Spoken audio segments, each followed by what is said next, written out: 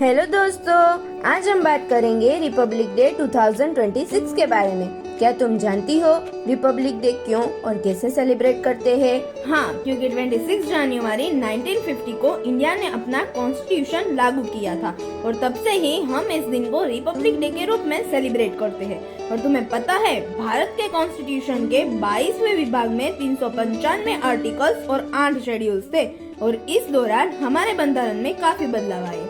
हाँ, और उस 80,000 शब्दों का बंधारण बनने में 2 साल, 11 महीने और 18 दिन लगे थे। और क्या तुम्हें पता है 1950 का भारत और 2026 का भारत देश वही है, लेकिन अर्थव्यवस्था पूरी तरह से बदल चुकी है। हाँ, 1950 में भारत की जीडीपी बहुत कम थी। इकोनॉमी ज्यादातर खेती पर आधारित थी, इंडस्ट्रीज कम थी और टेक्नोलॉजी तो न के बराबर थी। उस समय भारत की जीडीपी लगभग 30 अरब डॉलर थी, मतलब देश संघर्ष के दौर में था। और 2026 में मतलब कि आज भारत देश एक तेजी से बढ़ती हुई आर्थिक व्यवस्था है।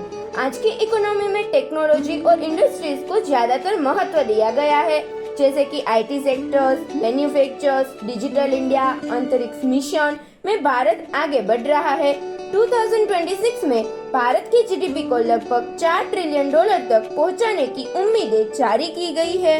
वैसे आज का भारत सिर्फ सड़कों और इमारतों से नहीं, बल्कि डिजिटल नेटवर्क से भी जुड़ा हुआ है। इसी सोच का नाम है डिजिटल इंडिया। हाँ, डिजिटल इंडिया एक सरकारी पहल है जिसकी शुरुआत 2015 में की गई थी।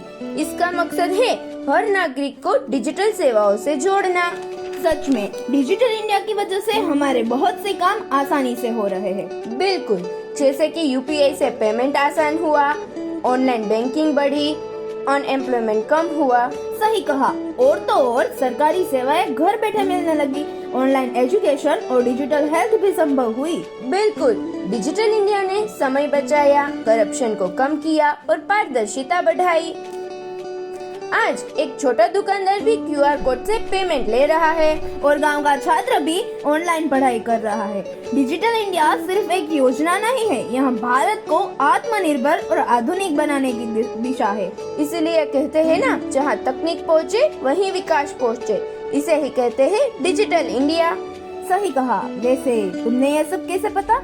क्योंकि मैंने स्किल मैनेजमेंट चैनल को सब्सक्राइब किया है। और अगर आपको भी ऐसी नई नई जानकारी चाहिए तो स्किल मैनेजमेंट चैनल को सब्सक्राइब कीजिए और वीडियो को लाइक कीजिए।